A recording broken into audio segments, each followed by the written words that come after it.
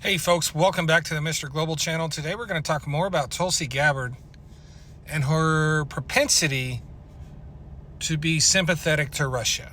Yeah, and no, this isn't going to be one of those conspiratorial things. We're just going to talk about what we know about Tulsi Gabbard. Before I get started, please like and subscribe. Really appreciate all my new followers.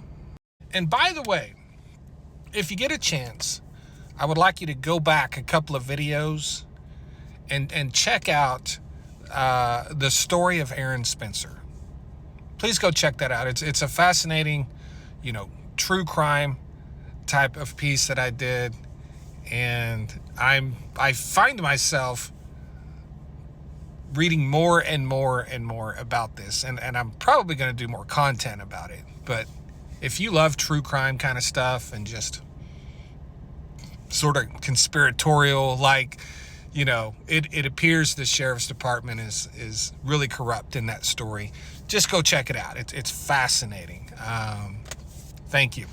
So as we know, Tulsi Gabbard is calling for Barack Obama to be prosecuted around the Russian collusion thing, right?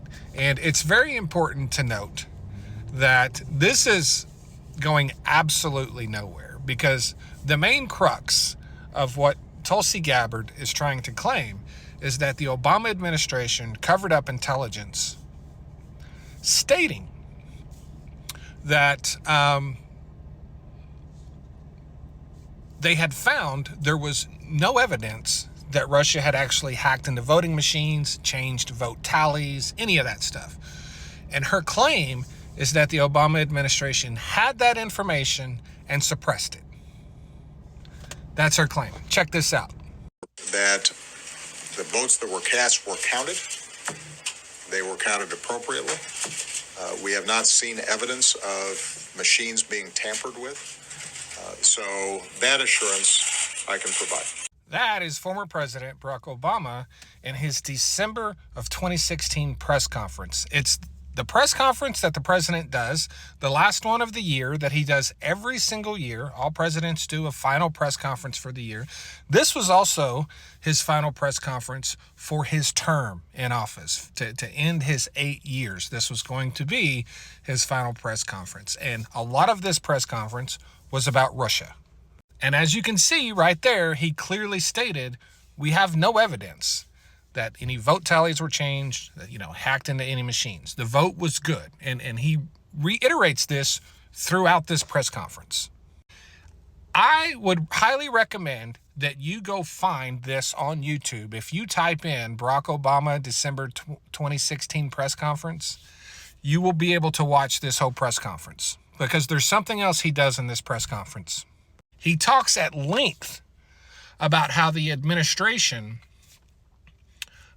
was very careful with the words they chose when speaking to the media, talking about the upcoming election and what was going on with Russia, right?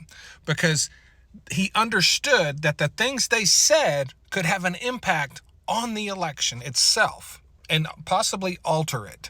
So he makes a point in this press conference to say, hey,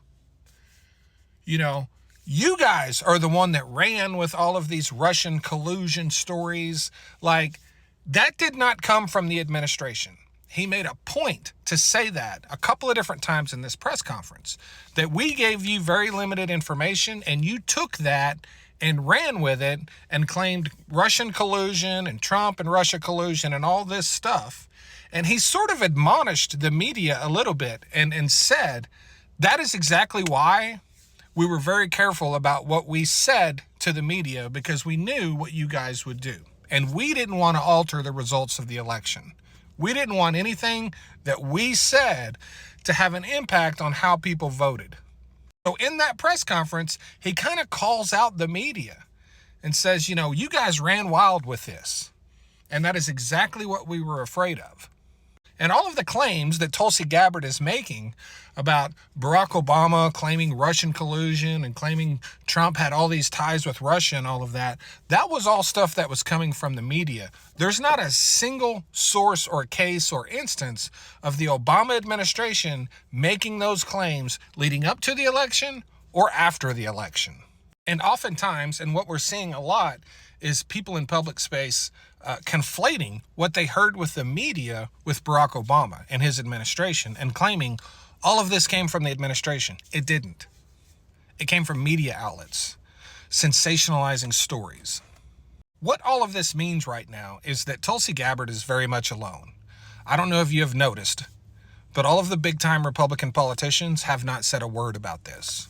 You haven't seen any senators coming out and saying, yes, Obama should be prosecuted. Even, Mike Johnson made a comment about it. They won't say anything about a potential prosecution of Barack Obama because they know how ridiculous this is. And right now, they're in damage control. As soon as Tulsi Gabbard came out with that, I guarantee you there was a phone call from some Republican senators to the Trump administration asking them what they were thinking and why did they do this. Because this is now a huge mess.